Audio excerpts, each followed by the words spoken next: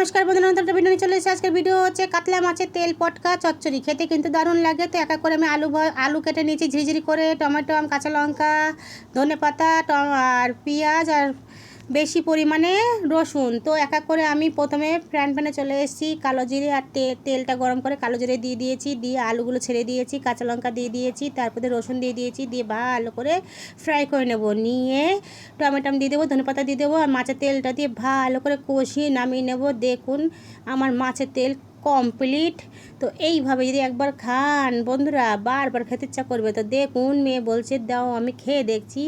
তো জানাচ্ছি খেয়ে। তো বলছে যে গন্ধটা যা সুন্দর লাগছে, খেতে যে কি ভালো লাগবে।